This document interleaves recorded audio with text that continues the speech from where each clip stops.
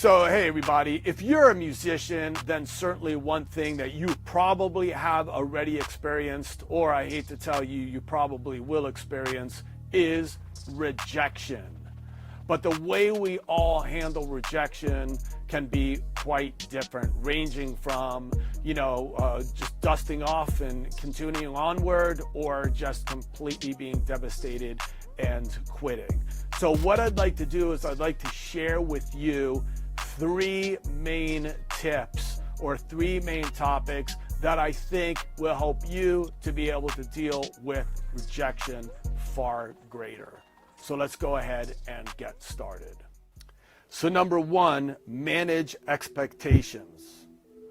So first of all, of course, it depends on what it is that you're going for. If you're going for a big gig, or you're going for, working with a big artist, or you're going for the big job at a big record company or publishing company, etc., or if you're going for maybe a smaller group or a smaller company, depending on these things, one thing that you have to understand is that, essentially the odds are against you. I mean, how else can I put it, right? I mean, especially larger organizations, they have a legal responsibility oftentimes to see a number of different prospects. So you might not be the only person interviewing for the job. There might also be another, 12 that made the first round of interviews, so to speak. And then after the first round of interviews, there might be a second round of interviews, and so on and so forth. And when it goes to maybe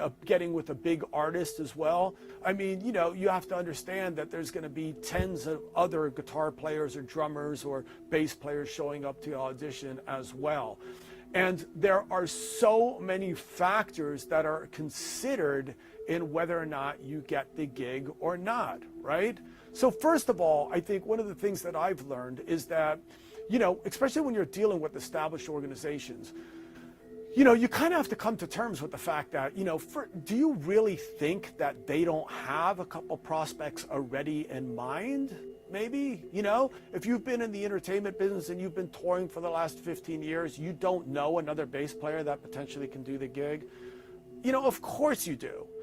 Oftentimes these groups are holding auditions for the purpose of publicity. I hate to break the news to you, but sometimes that's exactly what it is.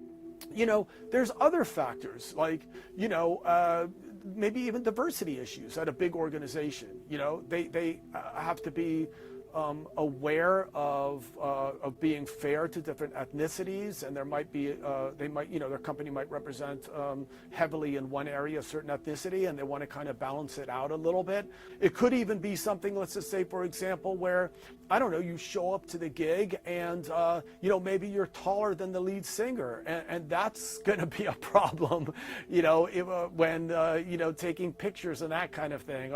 It could be a multiple amount of things. So I think probably the best mindset to have is just, kind of to be grateful that you have an opportunity to go in and sit down and talk, or to play, and just kind of go home and just keep on doing what you're doing. And if the phone rings or you get the email, awesome. But if you don't, it would be disastrous just to kind of give up at that point. You just have to kind of understand and manage your expectations. I think this is really important, and kind of dovetails to the next point as well, which is number 2, re-strategize.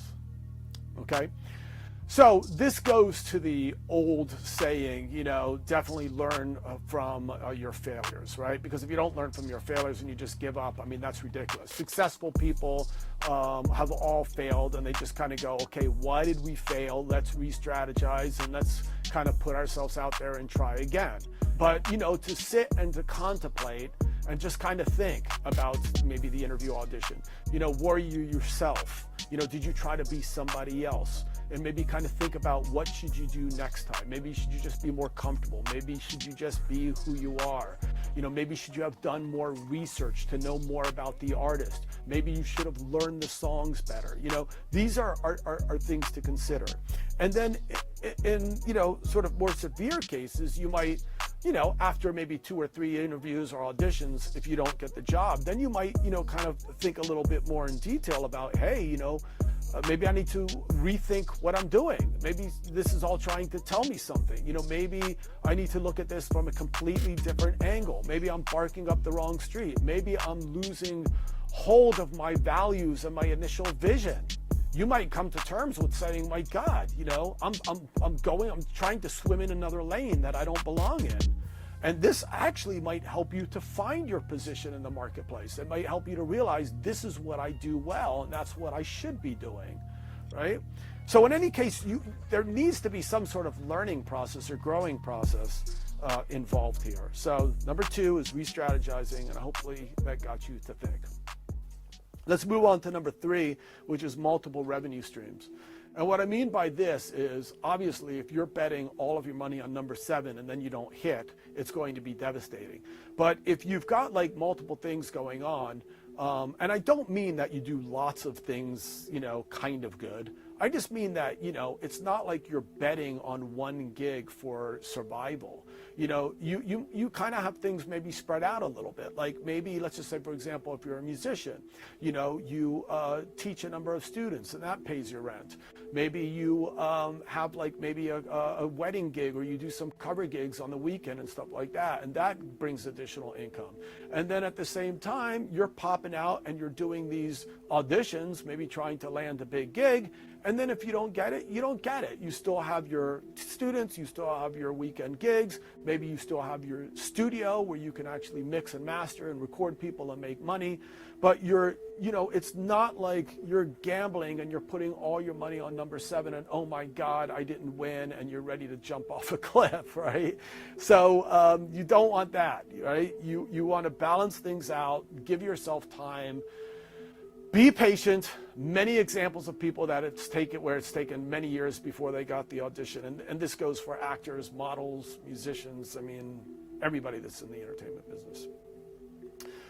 Okay, you guys, so hopefully, you got some sort of strength from this, and this kind of helped you out a little bit. Just on one final note, I also want to say sometimes you might not want to rely on anyone to decide your destiny, and you might want to be an entrepreneur and sort of carve out your own path, so to speak, and not rely on anyone to put food on your table, but just to go out there and do it yourself. And one thing that I have found too is when you oftentimes do this, when you finally succeed, people come up to you and go, oh, I always knew you were going to do it. And you're like, oh, really?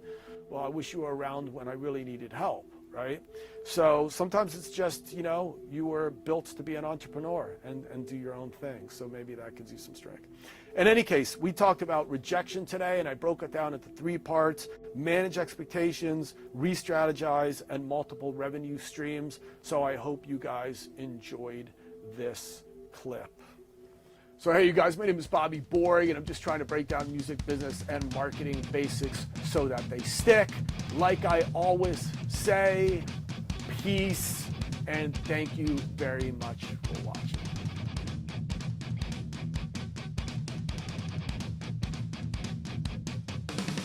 Hey everybody, if you like the videos that you just watched, please be sure to check out my books, Business Basics for Musicians and Music Marketing for the DIY Musician, available at Amazon.com, BobbyBorg.com, or any fine bookseller. Thanks again for watching, and peace.